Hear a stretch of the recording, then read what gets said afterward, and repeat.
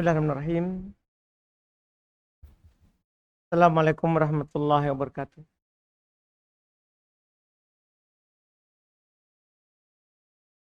Innal hamdalillah nahmaduhu wa nasta'inuhu wa nastaghfiruh wa na'udzu billahi min syururi anfusina wa min sayyiati a'malina. May yahdihillahu fala mudhillalah wa may yudlil fala hadiyalah. Asyhadu an la ilaha illallah wahdahu la syarikalah wa asyhadu anna Muhammadan abduhu wa rasuluh sallallahu alaihi wa ala alihi wa ashabihi wa man tabi'ahum bi ihsan ila yaumiddin, amma ba'd. Alhamdulillah, kembali kita di sore hari ini melanjutkan kajian tauhid dengan membaca kitab Al-Usul As-Sittah, 6 pondasi dasar yang harus kita tahu di dalam berakidah dan bertauhid. Kita di hari ini adalah di usul terakhir di pembahasan kitab Usul Sittah. Alhamdulillah telah berlalu bersama kita 6 usul dari kitab ini, yang mana alhamdulillah kita sudah pelajari usul yang pertama, bagaimana syariat kita menganjurkan untuk ikhlas dalam agama, tidak syirik. Kemudian kita masuk di usul kedua, perintah agama untuk bersatu di atas Al-Quran dan hadis, membuang yang namanya perselisihan. Kemudian usul yang ketiga, yaitu dengar dan taat kepada pemerintah, walaupun yang memerintahkan kita adalah budak dari Habasyah. Ya, apalagi orang yang jelas nasabnya. Yang tidak jelas saja nasabnya wajib kita dengar dan taat. Kemudian usul keempat, penjelasan beliau dari ilmu dan ulama, fikih dan fuqaha. Kemudian di usul kelima, di bulan lalu, kita ambil penjelasan Allah Subhanahu wa Ta'ala tentang siapa wali Allah dan ciri mereka, juga siapa wali setan dan ciri mereka. Alhamdulillah pada hari ini, kalau menurut kami di usul terakhir ini usul yang paling ringan, yaitu beliau cuman membantah syubhat setan yang dibisikkan kepada orang-orang di sana, khususnya orang-orang Sufiyah. Mereka dibisikkan oleh setan bahwa Quran dan hadits tidak bisa dipahami kecuali mujtahid mutlak saja, yaitu orang yang tahu bahasa Arab, tahu usul fikih, tahu usul hadis, pokoknya mujtahid mutlak. Yang mereka letakkan bahkan Abu Bakar, Umar tidak bisa memahaminya. Syarat-syarat mereka, syarat-syarat yang mereka tetapkan, tidak ada yang bisa memahaminya. Bahkan Abu Bakar dan Umar sekalipun tidak bisa. Ini syubhat setan. Jadi di sana ada syubhat sebenarnya. Apakah antum tahu atau tidak? Pernah antum dengar atau tidak? Kalau kita mau mengkaji Quran, tidak bisa. Ini harus syekh torikoh. Tidak bisa orang biasa. Kalau orang biasa, dengar saja apa yang dibilang oleh syekh. Sehingga mereka itu tidak pernah membantah. Karena mereka tidak boleh kaji sendiri. Itu ada syubhatnya itu. Nah, ini yang belum mau sampaikan di sini. Syubhat yang diletakkan oleh syaitan, walaupun agak keras beliau di sini nih, diletakkan oleh syaitan bahwa Quran dan hadis tidak ada yang bisa memahaminya kecuali mujtahid mutlak. Padahal kita tahu bersama Quran ini kan diturunkan supaya bisa ditadaburi. Kalau tunggu jadi mujtahid mutlak berarti tidak bisa kita tadaburi. Quran ini kan mudah. Quran ini mudah bagi yang mau membacanya, bagi yang mau mendengarkannya, dan bagi yang mau mempelajarinya. Tidak harus kita tunggu menjadi mujtahid mutlak, pintar bahasa Arab, baru kita bisa paham Quran. Iya, tidak harus. Tapi namanya syubhat, tetap ada saja yang menerimanya. Tetap ada saja yang menerimanya. Kata beliau rahimahullah, al-aslus sadis, usul yang keenam, raddu syubhatil lati wada'ha syaitan, membantah syubhat yang diletakkan oleh setan. Bitarkil Qur'ani was sunnah, dalam meninggalkan Al-Quran dan sunnah, wattiba'il ara wal ahwa, dan mengikuti pendapat dan hawa nafsu, al-mutafarriqah, yang berbeda-beda, al-mukhtalifah, yang berselisih. Ada di sana, kamu hanya ikut pendapat ulama saja. Tidak bisa kamu pelajari hadis. Tidak bisa kamu pelajari Quran. Jangan, ikut guru saja. Itu syubhat. Iya. Wahya annal Qur'ana wa sunnah la ya'rifuhuma illal mujtahidul mutlak. Dan yaitu bahwasanya Quran dan sunnah tidak ada yang bisa memahaminya kecuali mujtahid mutlak. Tahu mujtahid mutlak? Kalau di dunia usul fikih, mujtahid mutlak itu adalah yang kamilul alah, yang sempurna alatnya. Alatnya itu 1, bahasa Arab. 2, usul fikih. 3, kaidah fikih. 4, usul tafsir. 5, kaidah tafsir. 6, mustalah hadis. Ini paling sedikit ini kita punya. Harus sempurna alat. Itu pun kalau masih kuasai bab toharo, itu bukan mujtahid mutlak. Harus menguasai seluruh bab fikih. Siapa ini? Iya. Bahkan guru mereka pun yang meletakkan syubhat ini enggak, belum. Belum dikatakan apa? Mujtahid mutlak. Ini syubhat. Wal mujtahidu, yaitu masih ucapan mereka ini. Wal mujtahidu wal mausufu bikada wa kada. Yang mujtahid itu adalah yang disifati dengan sifat yang demikian-demikian. Ausofan la'allaha la tujad. Sifat-sifat yang bisa-bisa tidak dijumpai tamatan sempurna fi Abi Bakar wa Umar.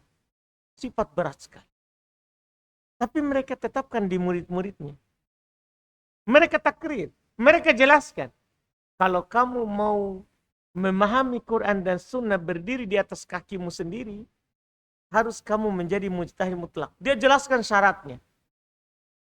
Kata beliau, syarat yang mereka tetapkan kadang bahkan di Abu Bakar dan Umar tidak ada. Tidak bisa terpenuhi. Hanya pada Nabi saja. Berarti, iya, susah. Susah sekali mau dipahami itu Quran. Jadi kalau ada mau buka Quran, kamu siapa dulu? Kamu mujtahid mutlak atau tidak? Kamu sudah terpenuhi syarat atau tidak? Iya. Ini mereka. Wa man talabal huda minhuma, siapa mencari petunjuk langsung dari Quran, ini kata mereka ini. Siapa mencari petunjuk langsung dari Quran, bahwa maka dia, masih ucapan mereka, imma zindik wa imma majnun. Wah, kadang dia zindik atau majnun, orang gila itu. Gila kamu kalau mau langsung belajar Quran. Kamu gila itu. Kamu zindik. Zindik, perusak Islam dari dalam. Itu dibilang zindik. Li ajli su'ubatu fahamihima. Karena sulit memahami Quran. Jadi dia bilang, sulit. Kadang ada muridnya bertanya, gimana supaya bisa seperti ulam pula? Dia bilang tidak bisa. Susah.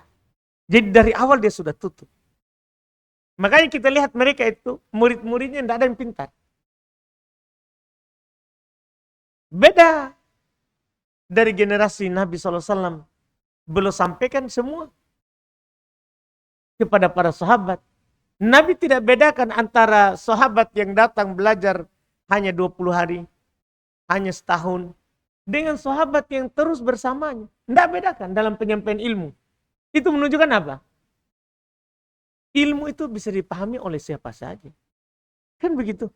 Seandainya ilmu itu tidak bisa dipahami kecuali mujtahid mutlak, pasti Nabi kasih golongan. Oh, kamu kan baru datang, kelasmu jangan di sini. Kamu tidak boleh masuk ya, tidak boleh masuk di sini. Seperti yang dipraktekkan di sebagian kelompok. Jadi ada level-levelnya. Iya, Abu Hanif tahu itu. Kan dia pernah di sana. Iya, ada marhalanya. Jadi untuk kelompok yang sudah naik level itu, yang masih baru, tidak bisa. Kalau kita seperti ini salah ini.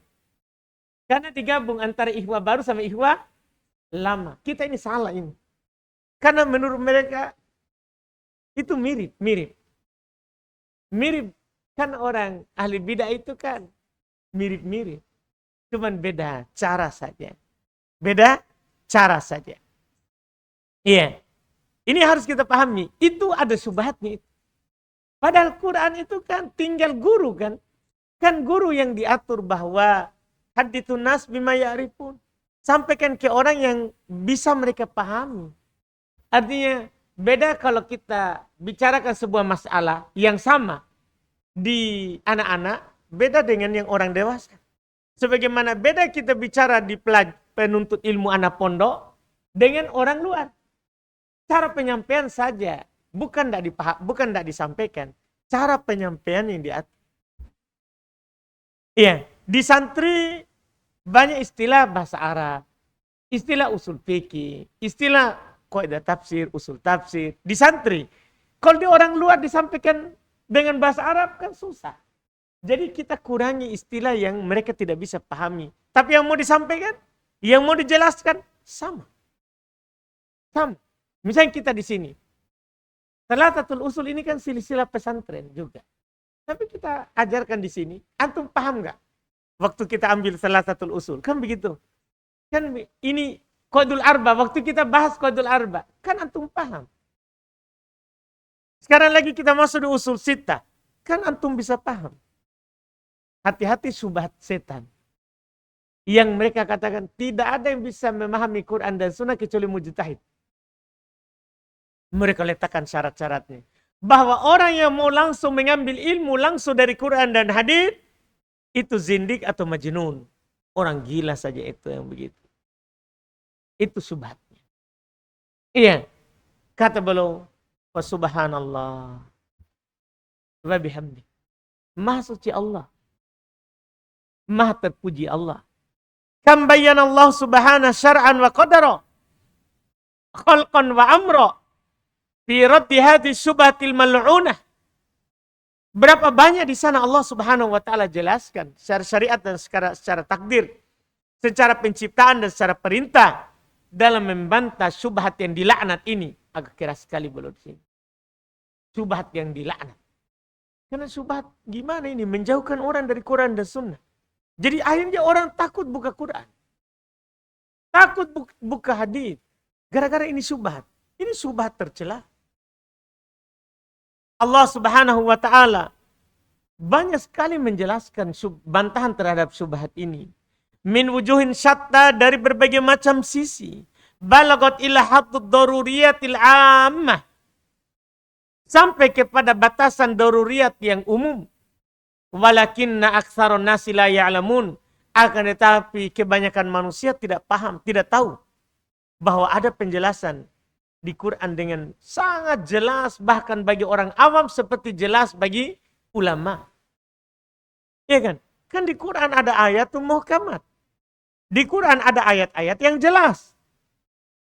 Dan ada ayat-ayat yang mutasyabihat. Ada ayat-ayat yang samar. Tapi samar di sini dilihat dari orang. Jadi tidak semuanya samar. Di antara Quran ada yang samar. Dan orang-orang yang beriman, samarnya pun mereka baca dan mereka yakin semuanya itu dari Allah. Banyak sekali. Laqad haqqal qawlu ala aktsarihim fahum la yu'minun. Sungguh telah hak ucapan atas mereka tapi mereka tidak beriman. Inna ja'alna fi a'naqihim aglala. Sungguh kami jadikan di leher-leher mereka ada belenggunya. Fahiya ilal atqani fahum muqmahun. Sampai ke belakangnya mereka tidak bisa memahami hal itu. Wa ja'alna min baini aidihim sadda. Ini gara-gara ini. Kami jadikan di depan mereka penutup. Wa min khalfihim sadda. Di belakang mereka ada penutup. Fa'aksyainahum fahum la yubsirun. Kami tutup hati mereka, tutup pandangan mereka sehingga mereka tidak bisa melihat. Sebenarnya ia menjadikan mereka buta bukan karena mereka tidak bisa memahami Quran, tapi hatinya sudah ditutup. Iya. Wasawaun alaihim a'andartahum. Sama saja bagi mereka kamu beri peringatan kepada mereka. Am lam tundirhum. Atau kalian tidak memberikan peringatan mereka. Peringatan pada mereka. La yu'minun. Mereka tidak beriman. Mereka tidak beriman. Innama tundiru manittaba'ad dzikra. Sungguhnya tidak lain yang kamu beri peringatan adalah orang yang mengikuti ad-dzikr. Wa khasyiyar rahman dan takut kepada Allah ar-Rahman bil ghaib. Dengan ghaib. Fabasyirhu bimaghfiratin wa ajrin karim. Beri kabar gembira dia dengan ampunan dan pahala yang mulia. Ini awal penjelasan beliau. Ini sebenarnya Quran telah menjelaskan tapi hati mereka yang tertutup. Hati mereka yang tertutup. Hati mereka yang dibutakan oleh Allah Subhanahu wa taala. Adapun Quran tidak ada yang tidak jelas. Kita pahami bersama firman Allah taala. Walaqad yassarnal Qur'ana lidzikr fahal mim mudzakir. Sungguh kami telah memudahkan Quran ini untuk peringatan. Berarti kan untuk siapa di sini yang dimudahkan? Kan umum. Umum. Untuk siapa saja yang mau mengingat. Fahal mim mudzakir. Apakah ada yang mau mengingat? Berarti intinya yang penting kita mau mengingat dengan Quran. Mudah bagi kita. Pahami. Atau begini saja. Coba kita baca Quran saja. Untuk membuktikan benar enggak mereka ucapkan ini. Atau tidak. Kita baca saja Quran. Itu bantahan. Tidak perlu dibantah lagi itu. Coba kita baca Quran. Iya. Apakah ada di Quran yang kita tidak bisa pahami? Kan begitu. Coba baca Al-Fatihah lah. Al-Fatihah. Alhamdulillahi Rabbil Alamin. Segala puji bagi Allah Rabb alam semesta. Ini kita tidak paham itu. Kan begitu. Iya, Ar-Rahmanir Rahim. Yaitu Allah yang Maha Ar-Rahman lagi Maha Rahim. Yang Maha luas rahmatnya. Dan rahmat yang umum dan rahmat yang khusus. Maliki yaumiddin, penguasa hari kebangkitan. Iyyaka na'budu wa iyyaka nasta'in. Hanya kepadamu kami beribadah dan hanya kepadamu kami meminta pertolongan. Ihdinas siratal mustaqim. Tunjuki kami jalan yang lurus. Siratal ladzina an'amta alaihim. Jalannya orang-orang yang kau beri nikmat atas mereka. Ghairil maghdubi alaihim. Bukan jalannya orang-orang yang dimurkai atas mereka. Waladdallin, bukan pula yang sesat. Ini kalau kita baca kita paham atau tidak? Kan begitu pertanyaannya. Belum tidak terlalu banyak membantah ini. Karena ini kan banyak sekali di Quran bantahan. Coba baca saja Quran. Biar kita tidak punya guru. Kalau kita baca Quran dengan membaca artinya, pasti kita paham.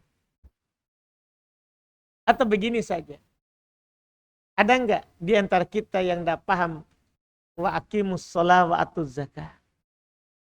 Dirikanlah salat, keluarkan zakat. Kalau kita ikut syubhat mereka, jangan kamu baca itu.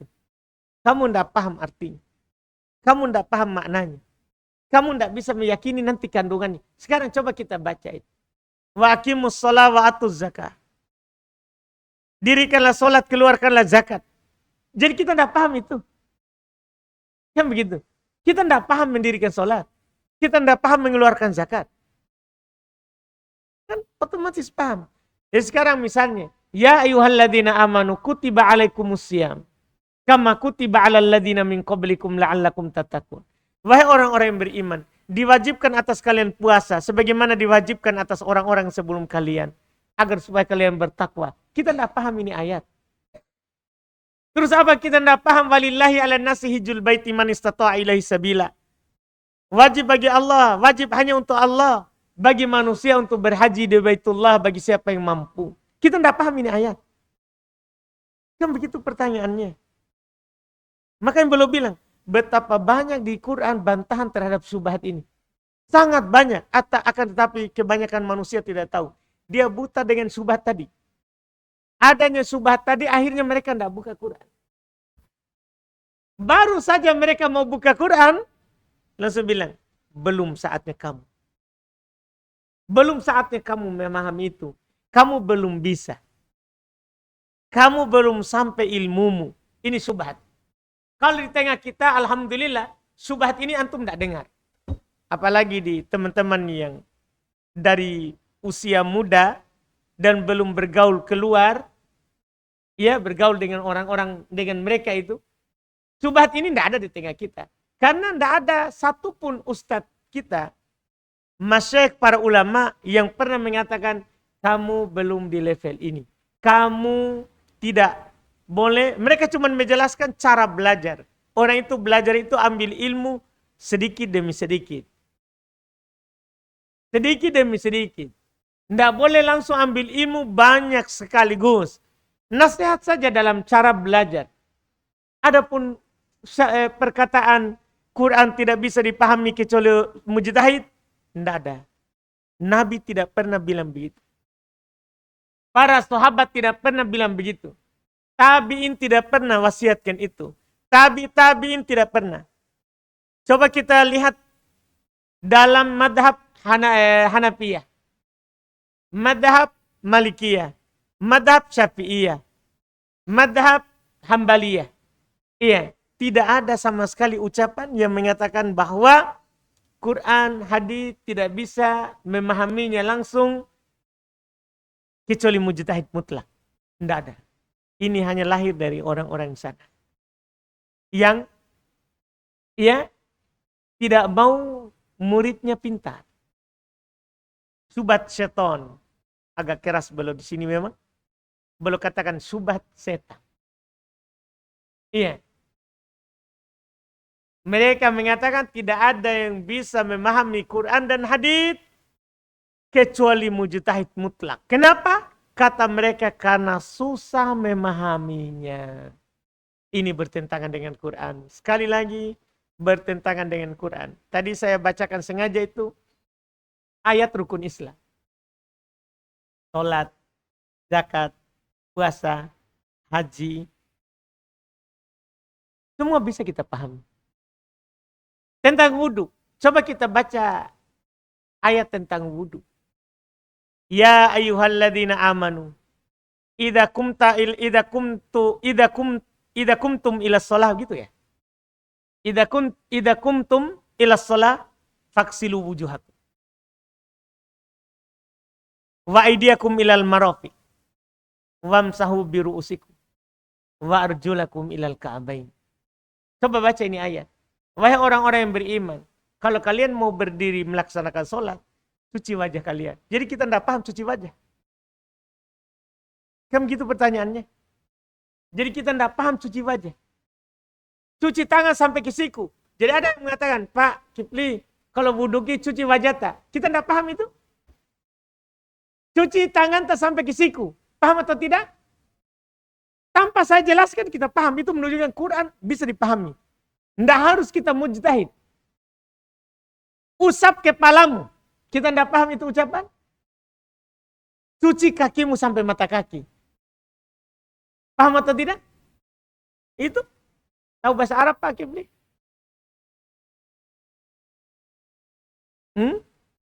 Enggak ada. Terus terang saja, nggak usah malu. Iya. Itu? Iya kan? Enggak, enggak tahu bahasa Arab, kalau menurut mereka harus ke mujtahid. Enggak bisa kita paham itu tadi. Harus menjadi mujtahid. Makanya kalau kita melihat Pak, ceramahnya mereka, itu jarang sekali menyebutkan ayat. Paling ada di pendahuluan. Kalau ceramah-ceramahnya orang Sufi misalnya. Dah, coba dengarkan ceramahnya. Ada nggak disebutkan ayat di khutbah Jumat? Ada di pendahuluan. Kalau sudah mulai masuk isi, jarang. Kenapa? Sebenarnya gara-gara itu juga. Kalau kita sebutkan Quran dan hadits, itu kita pahami. Mereka tidak bisa paham. Coba lihat ceramahnya, khutbahnya Ustadz sunnah. Penuh ayat. Penuh hadis. Karena kita punya keyakinan. Kita yang penting bacakan ayat, bacakan hadis, insya Allah orang di bawah paham. Yang penting kita terjemahkan dengan bagus, dengan baik. Iya, kita pahami dengan, kita jelaskan yang butuh dijelaskan, mereka akan paham itu. Tidak perlu menunggu mujtahid mutlak. Iya, syubhat yang mengatakan Quran, hadis susah dipahami. Tadi itu contoh hadis, contoh Quran. Sekarang coba kita masuk di contoh hadis. Contoh hadis. Misalnya hadis tentang rukun Islam. Hadis Ibnu Umar. Kan mereka bilang Quran dan hadis tidak ada yang bisa memahaminya kecuali mujtahid mutlak. Kalau ada orang yang mau langsung berarti dia majnun, itu orang gila itu. Karena sulit memahami. Kamu akan gila karena sulit memahami Quran. Sulit memahami hadis. Kita coba baca hadis Ibnu Umar tentang rukun Islam yang 5. Kata Ibnu Umar, bunyal Islam ala khamsin. Kata Nabi SAW, kata Ibnu Umar, Nabi SAW bersabda, bunyal Islam ala khamsin. Islam dibangun di atas 5. Kita paham gak ini? Ucapan Nabi ini, Islam dibangun di atas 5. Kan dari awal ini dipahami ini. Oh, kan kita paham 5. Syahadata an la ilaha illallah wa anna Muhammad Rasulullah. Syahadat la ilaha illallah, Muhammad adalah utusan Allah. Wa iqamis shalah, mendirikan salat. Wa ita'iz zakat, mengeluarkan zakat. Wa shaum Ramadan, berpuasa di bulan Ramadan. Wa haji baitillahil haram, dan berhaji di Baitullah al-Haram. Ini hadis. Saya baca ini, hanya terjemah. Paham atau tidak? Itu pertanyaannya. Kita paham gak ini hadis atau tidak? Itu saja pertanyaannya. Tentunya kita semua paham bahwa Islam dibangun di atas syahadatain, salat, zakat, iya, puasa, Ramadan, haji di Baitullah. Tidak ada yang tidak paham ini. Tidak ada yang tidak paham. Atau datangkan hadis apa lagi? Hadis apa yang mau kita dengarkan terus kita tidak paham begitu? Iya. Misal anggaplah hadis di Arba'in saja. Di Arba'in. Hadis pertama, innamal amalu binniyat wa innamal likulli imri'in ma nawah. Sungguh amalan itu tergantung pada niatnya. Dan sungguh setiap orang hanya akan mendapatkan apa yang dia niatkan. Kita tidak paham itu hadis. Atau gimana? Coba kita tanya dulu sedikit. Apa maksudnya ini hadis? Kita. Supaya ditahu ini paham atau tidak. Kata Nabi, amalan itu tergantung pada niatnya. Setiap orang akan mendapatkan apa yang dia niatkan. Apa yang kita pahami dari hadis itu?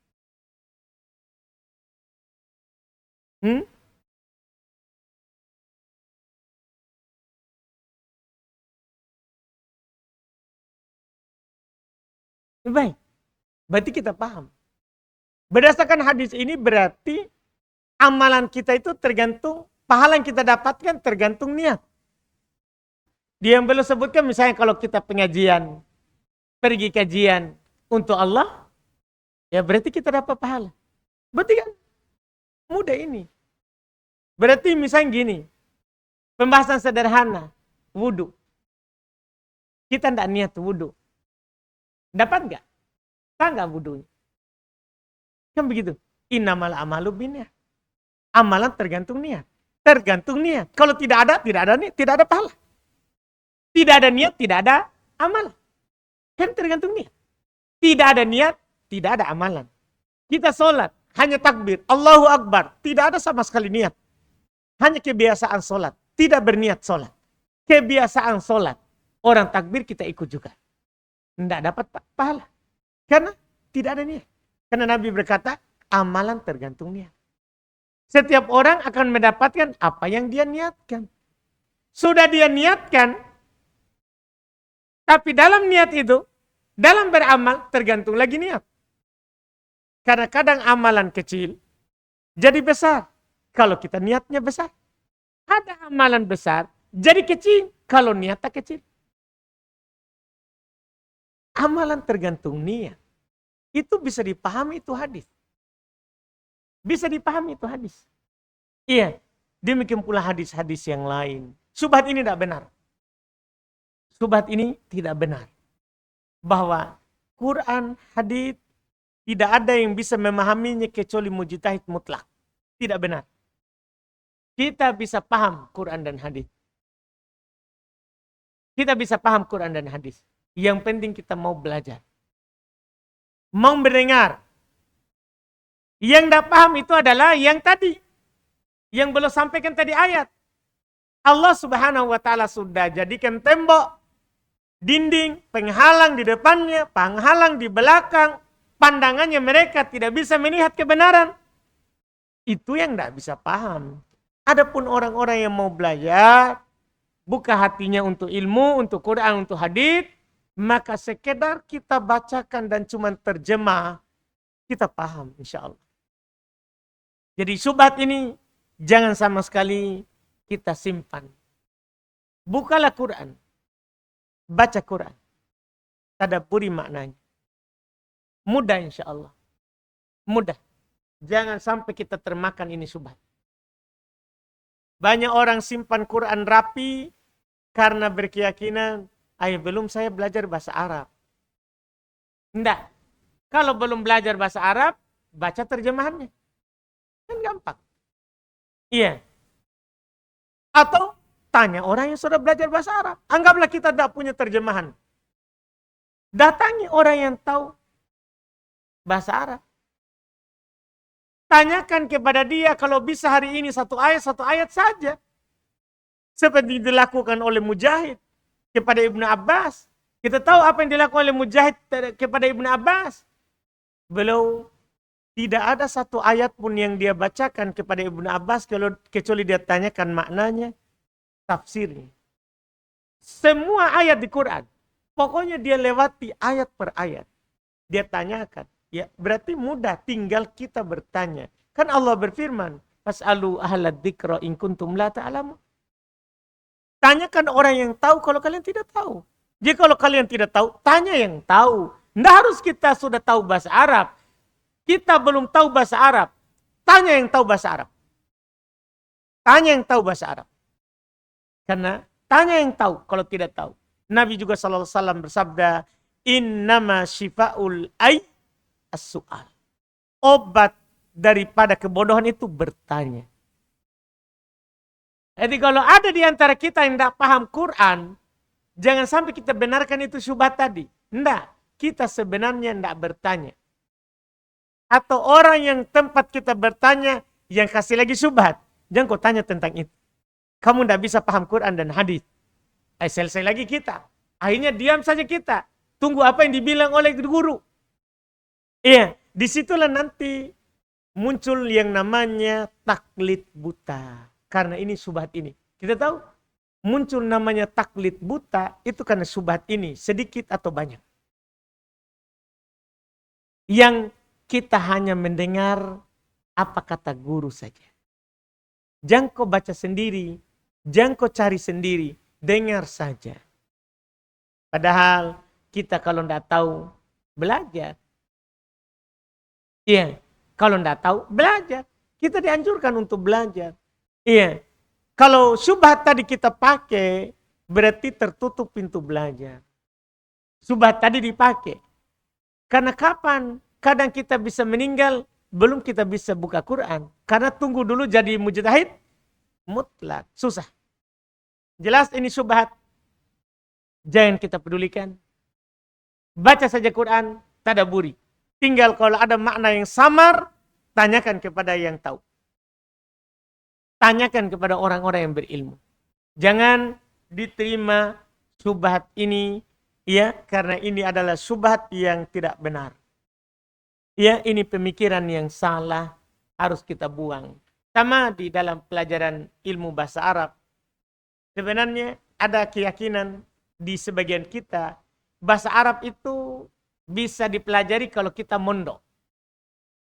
Itu juga syubhat itu, tapi hanya di bab bahasa Arab. Padahal, walaupun kita tidak mondok, kalau kita belajar, tetap juga bisa. Cuman kita baru satu pertemuan, dua pertemuan, satu semangat ya. Kedua, masihlah. Ketiga, mulai sedikit. Keempat, kelima, mulai banyak alasan. Ada istri, ada anak, Ustadz afwan. Uminya. Padahal uminya di rumah bilang, pergi belajar. Cuman kita jual lagi istri. Jual lagi anak sama Ustadz. Itu je masalah. Iya, kena syubhat. Iya, kena syubhat. Iya, saya tertarik sekali dengan pendahuluan yang ada di buku Muyassar Nahwu. Punyanya Acang Zakaria. Kalau kita baca itu pendahuluan di situ, kita akan ketahui diri. Yaitu di sana ada orang berkeyakinan bahwa ilmu nahwu itu bisa dipelajari kalau kita di pesantren. Harus masuk mondok. Gimana caranya? Suruh maki Abu Hanif mondok. Lebih baik dia pergi mancing. Lebih baik dia disuruh pergi menyelam cari ikan daripada mondok. Kan susah kalau dibilang harus mondok baru pintar. Enggak, itu juga syubhat. Enggak harus mondok. Belajar saja. Kalau kita mau, ada kemauan dulu, maka pasti akan datang itu. Seperti yang dikatakan oleh Syekh Ibnu Taimiyah rahimahullah, ketika belum mengajarkan nahwu dasar, matan jurumiyah, yang penting ketuk dulu pintu. Sebagian kita ini baru lihat dari jauh rumah nahwu, sudah mundur nih. Apa yang dipelajari Ustadz? Nahwu. Kayaknya. Langsung geli. Badannya gemetar. Begitu. Apalagi mau datang ketuk. Padahal kalau Syekh Ibnu Taimiyah bilang, kalau dia berusaha datang ketuk, bisa saja dibukakan pintu. Akhirnya dia paham. Bisa saja. Bisa juga tidak dibukakan. Tapi kan kita harus ketuk lagi. Jangan baru satu kali diketuk pintu tidak dibuka langsung lari. Langsung bilang susah itu.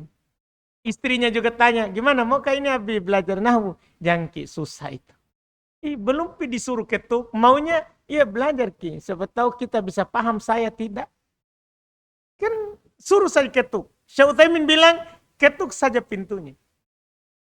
Kalau dibukakan alhamdulillah, kalau tidak dibukakan kita kan masuk ibadah. Kan belajar itu kan ibadah. Minimal kita dapat pahalanya. Yang penting datang ketuk. Dan jangan sekali. Kalau tidak dibuka, ketuk lagi. Belum dibuka, ketuk lagi. Tidak dibuka, ketuk lagi. Sampai kapan? Sampai tak tua. Itu. Kan ada di antara ulama dulu disebutkan dalam biografi Ibrahim Al-Harbi, 50 tahun tidak pernah luput majelis nahwu. Baik. 50 tahun. Kita? Iya. Baru berapa luput? Sepekan luput terus. Iya. Ini kan harus kita pahami. Harus kita pahami.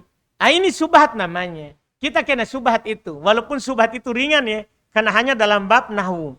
Tapi syubhat yang paling berat ini. Syubhat ini yang mereka lemparkan. Bahwa tidak ada yang bisa memahami Quran dan hadis. Kecuali siapa?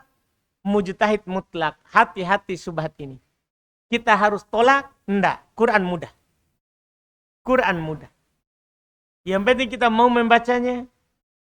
Dan kalau kita tidak tahu artinya, tanya kepada yang tahu. Mudah Quran. mudah Quran. Selesai kaidah ini, usul yang beliau sampaikan. Kata beliau di penutup, akhiruhu walhamdulillahi rabbil alamin. Wassallallahu ala nabina Muhammadin wa alihi wa sahbihi wa sallama tasliman katsira ila yaumiddin. Tamat usul ya sita. Alhamdulillah kita sudah 3 buku berarti ya. Usul Thalatha, Qadul Arba. Sebelum di Qadul Arba ya, baru Thalathatul Usul. Thalathatul Usul, kemudian usul sittah. Setelahnya apa? Nanti kita lihat lagi setelahnya. Apa di sini? Karya Syekh Muhammad bin Abdul Wahab di dalam silsilah Rosail ini. Nanti kita lihat lagi setelahnya. Karena ada beberapa judul ini. Alhamdulillah. Kita lihat di pertemuan akan datang. Insya Allah.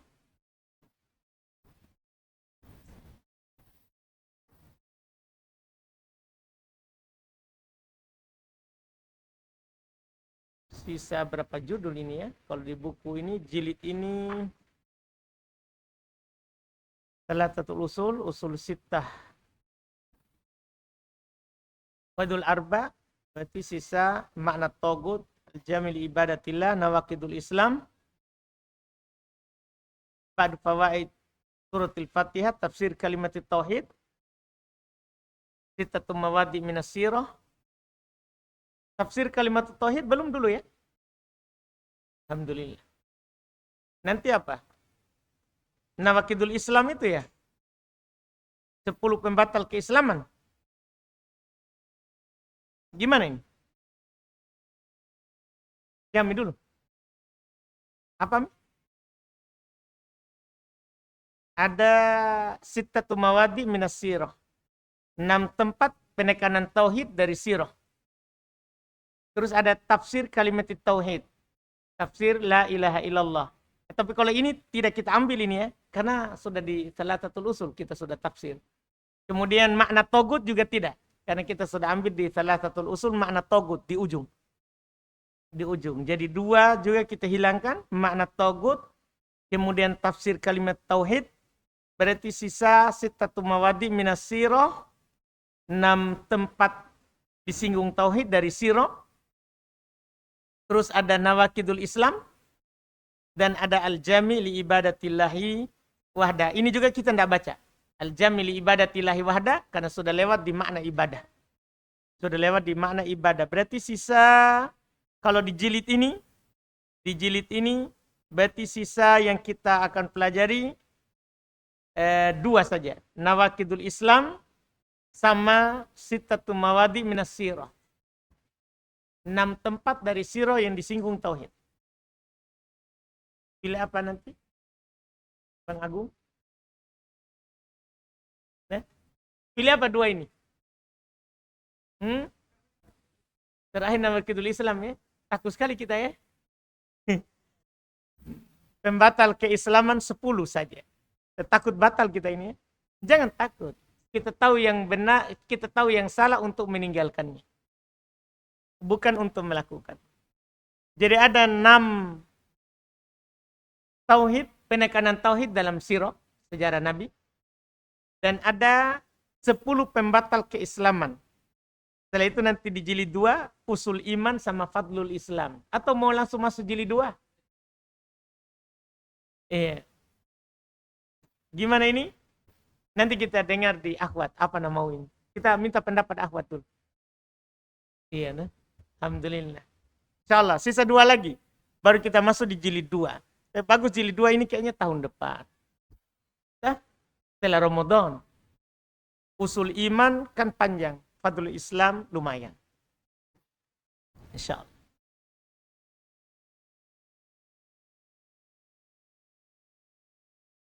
Apa bagus?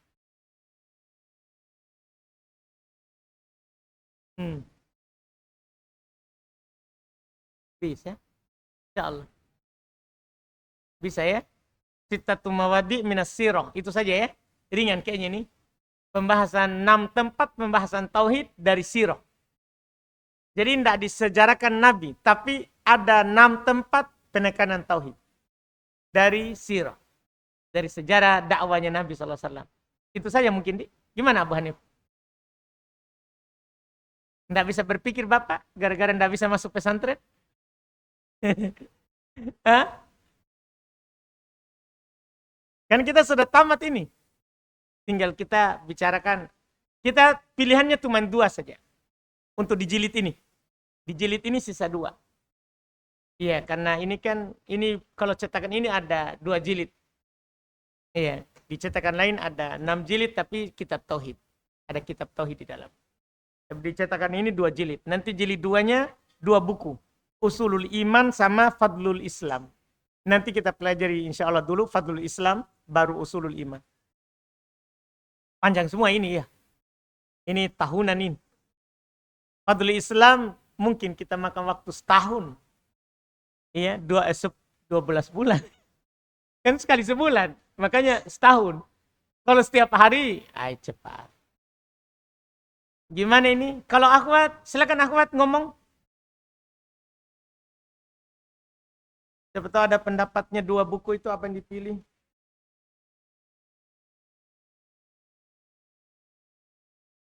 Karena di Ikhwah ini tidak bisa menentukan.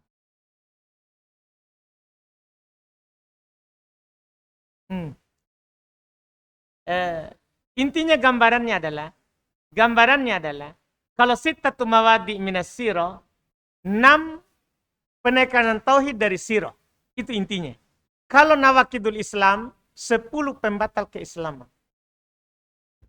10 pembatal keislaman. Sebagiannya sudah kita pelajari. Syirik, menyembelih untuk selain Allah, sudah kita pelajari. Sebagian.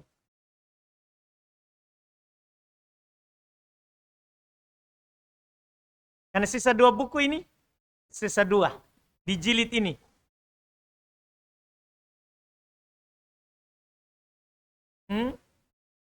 Ya.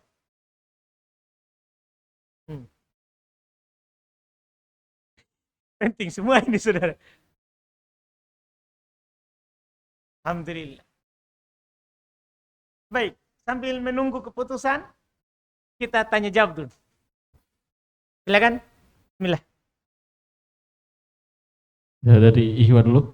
Ada? Bapak-bapak ini di belakang. Iya, silakan.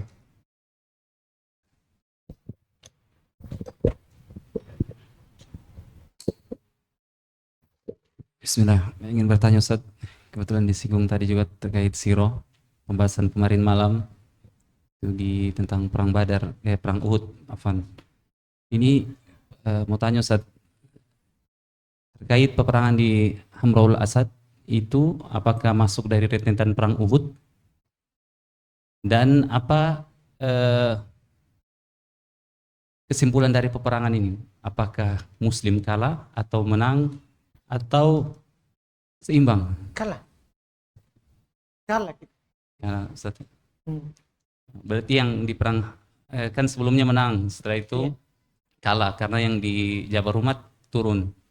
Setelah itu sambung di Hamraul Asad ini, dia masuk di menang di sini kan Ustaz? Musuh tidak jadi perang. Jadi berperang. Iya. Berarti di Hamraul Asad ini tidak masuk dari rentetan perang Uhud dia? Masih, sendiri. Tapi itu setelah perang Uhud di bulan yang sama. Cuman Nabi hanya mencari posisi Abu Sufyan bersama tentaranya. Apakah mereka masih mau menyerang kembali? Jadi Nabi ini sebenarnya tidak keluar perang. Cuman mau memastikan apakah mereka sudah meninggalkan Madinah atau belum. Makanya belum cari. Jadi di perang Uhud kalah. Iya, Nabi terluka Pak. Iya, cuman karena kaum muslimin bertahan, mereka memutuskan untuk memungut bawa kembali rampas punyanya.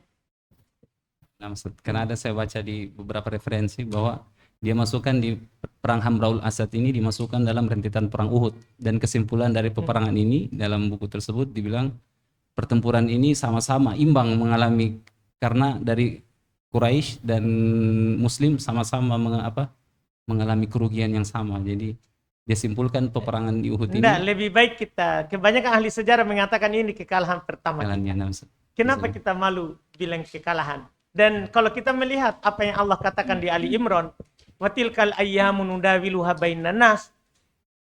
Demikianlah hari-hari kami silih bergantikan antara manusia. Berarti kan ini antara Badar dan Uhud. Di Uhud kita menang, di Badar kita menang, di Uhud kalah. Itu intinya. Kan silih berganti. Berganti itu maksudnya menang kalah. Kan tidak dikatakan berganti kalau tidak kan. Begitu. Nah, Ustaz. Cuman mereka mungkin bisa bilang tidak kalah karena gara-gara di Hamraul Asad. Dan kan Hamraul Asad memang tidak jadi perang. Ini cuman pemastian. Mereka masih ingin atau sudah pulang.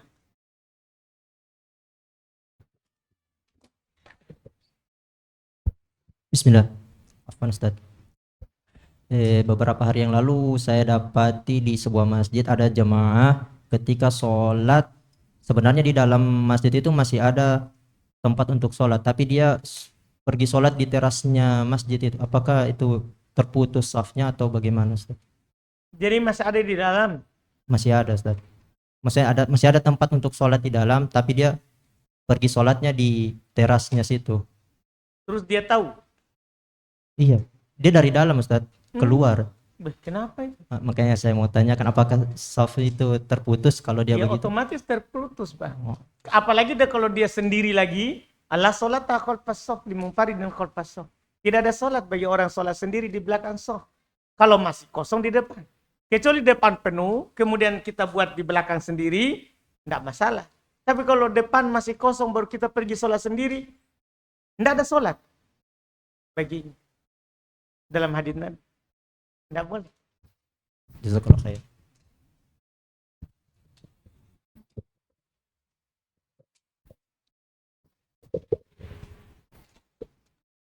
Afwan Ustaz, mengenai ayat fas'alu ala zikri in kuntum la ta'lamun, itu kan tadi antum bilang dalil untuk orang yang tidak paham mengenai ilmu agama ditanyakan pada yang berilmu.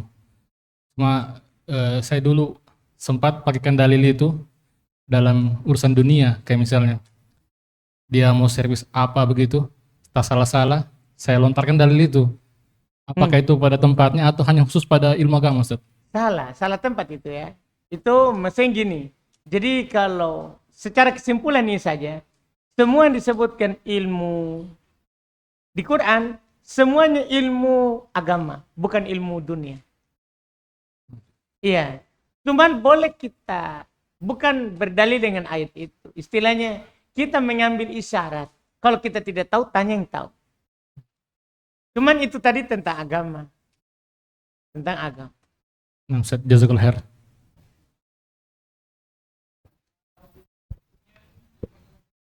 Nah itu baru.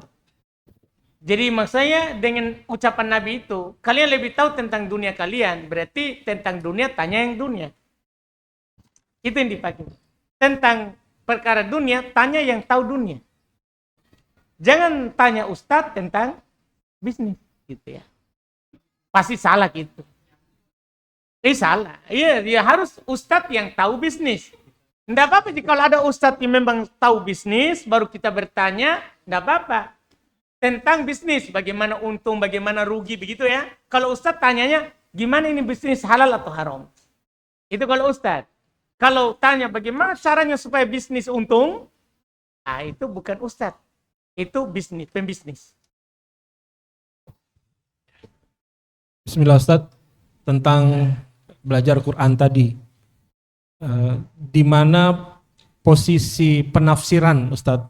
Begitu banyak ulama tafsir, bagaimana kita memahami tentang penafsiran-penafsiran itu?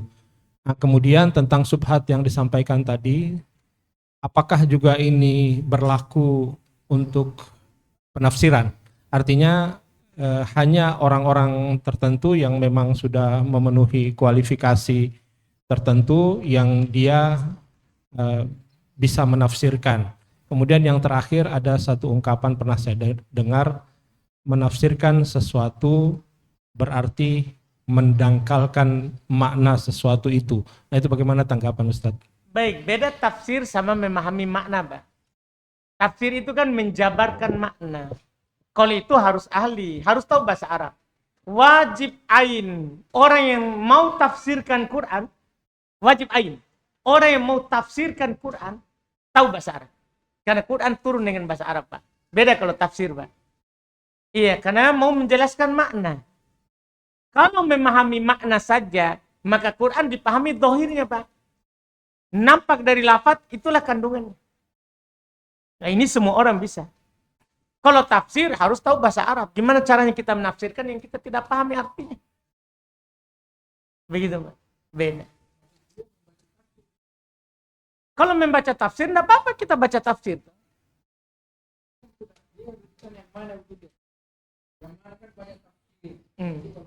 Tentunya tafsir ahli sunnah, Pak. Selamat dari takwil. Selamat dari pemalingan makna. Kan begitu, Pak. Kalau kita bilang saya mau tafsir, wah harus tahu bahasa Arab. Tapi kalau kita cari tafsir, maksudnya mau membaca tafsir, tentunya tafsir ahli sunnah, Pak. Kan ahli sunnah lah yang selamat dari pemalingan makna.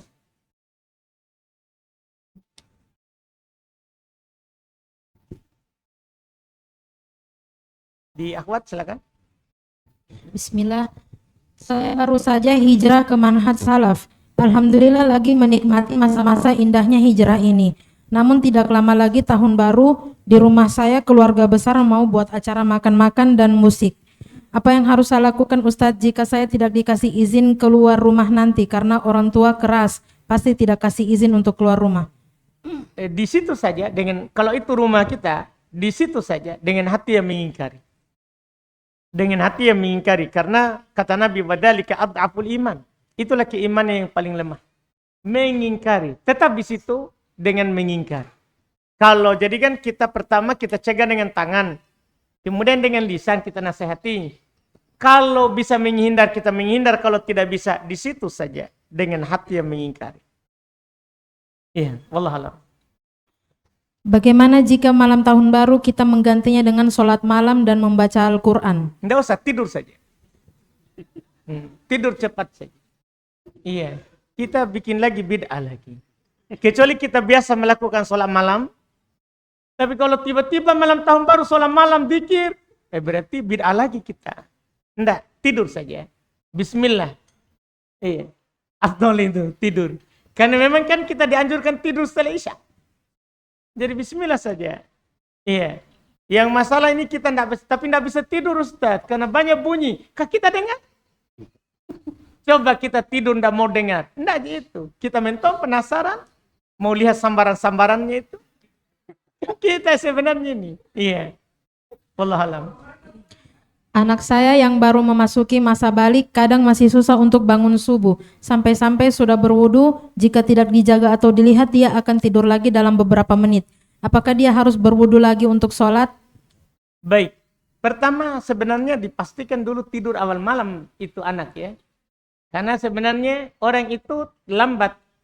Ya makanya diantara hikmah kenapa kita dilarang cerita setelah Isya supaya cepat bangun subuh. Iya, supaya cepat bangun subuh. Kapan melewati sepertiga malam pertama, anak-anak di pesantren itu memang ketentuannya tidak boleh lebih dari jam 10. Kapan lebih dari jam 10 pasti berat subuh. Pasti berat subuh. Karena kita memang diizinkan untuk begadang tapi hanya sepertiga malam pertama. Paling tingginya itu. Iya, jadi maksudnya anak tadi coba begitu. Tidurnya di awal malam. Tidurnya di awal malam. Mudah untuk di akhir malam. Terus masalah yang kita tanyakan tadi, tidur yang setengah sadar, tidur ringan, tidak membatalkan wudhu. Tidur ringan, tidak membatalkan wudhu. Wallahualam. Di Hari Guru Nasional banyak murid-murid yang memberikan hadiah kepada gurunya baik berupa kue, baket, sabun, dan lain-lain. Apakah hadiah tersebut bisa diterima? Pertama sebenarnya sebelum itu hari kan kita tahu. Sebelum itu hari kita ingatkan murid tidak usah bawa hadiah. Itu sebenarnya. Tapi kita ini diam-diam malah mengharap besok ada. Ini masalah ini sebenarnya. Coba hari sebelumnya, besok hari guru, anak-anak tidak perlu bawa hadiah. Kita sudah tahu kebiasaan orang. Jadi kita, walaupun masalah hadiah itu, ya ada yang meringankannya karena itu bukan bid'ah agama, itu bid'ah negara.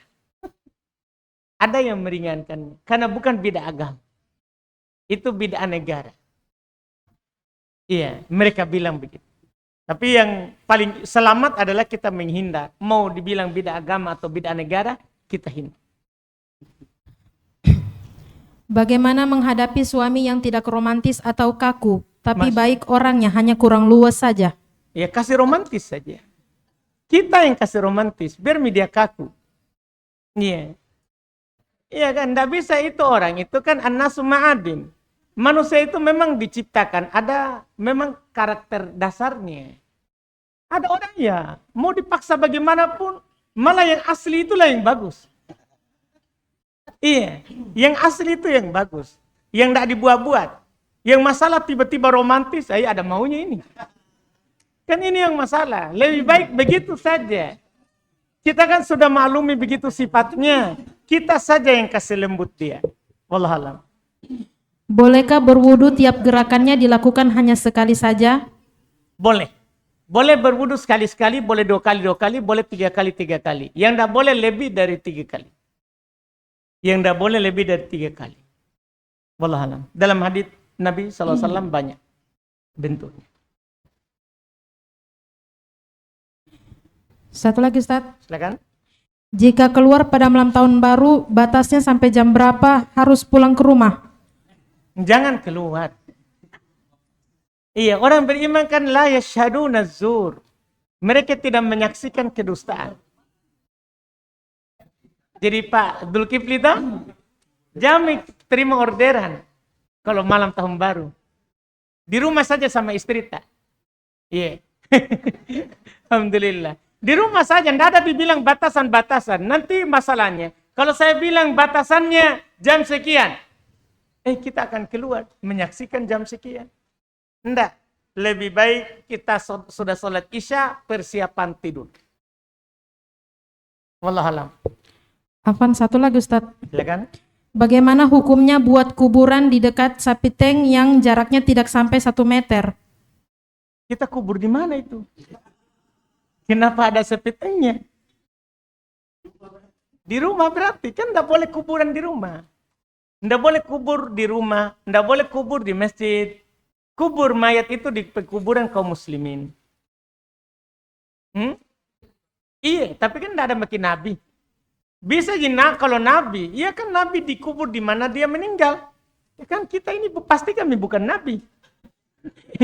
Kan tidak ada nabi lagi setelah nabi. Iya.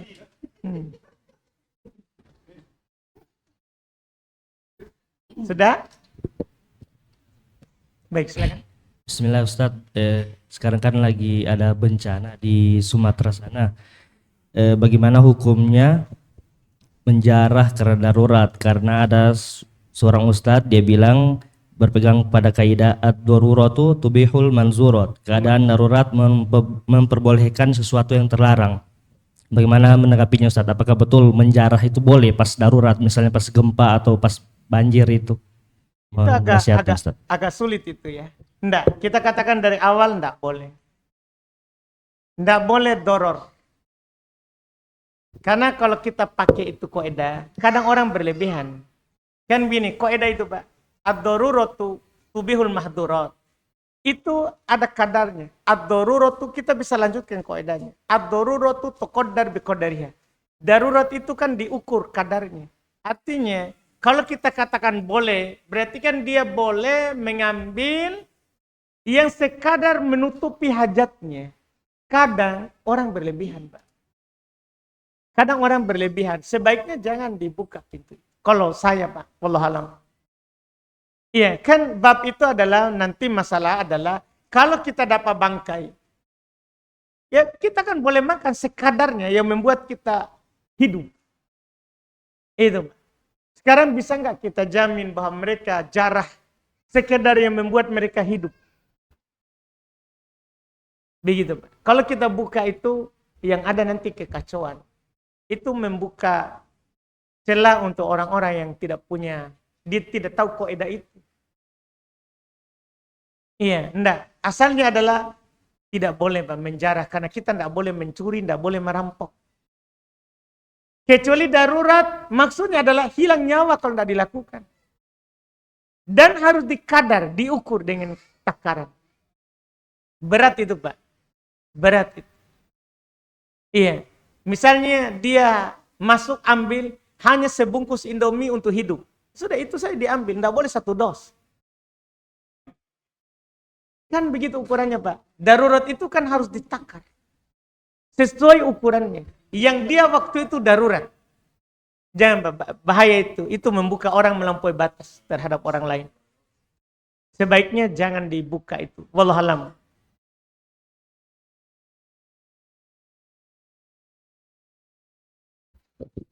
Bismillah. Adakah doa khusus untuk sholat gerhana itu dalam ruku atau sujud? Atau boleh kita baca doa-doa yang kita ketahui masalah apa namanya ditambah-tambah, maksudnya doa yang satu sujudnya yang kita ketahui itu dibaca semua supaya sujud itu lebih lama atau ruku itu lebih lama, Ustaz? Enggak, Pak. Jadi doa ruku kita pilih satu doa. Boleh kita ulang-ulang. Doa sujud kita pilih satu doa. Boleh kita ulang-ulang. Begitu, Pak. Bukan semua doa ruku dibaca dalam satu tempat. Enggak, Pak. Diulang-ulang. Dan untuk sujud kan, Pak, memang boleh kita berdoa dengan doa lain. Enggak? Enggak ada doa khususnya. Tapi maksudnya Ustaz, untuk lebih lamanya lagi begitu. Iya kan ulang-ulang makanya itu subhana, kalau kita punya subhana rabbiyal a'la itu terus kita baca. Ya. Begitu, Pak.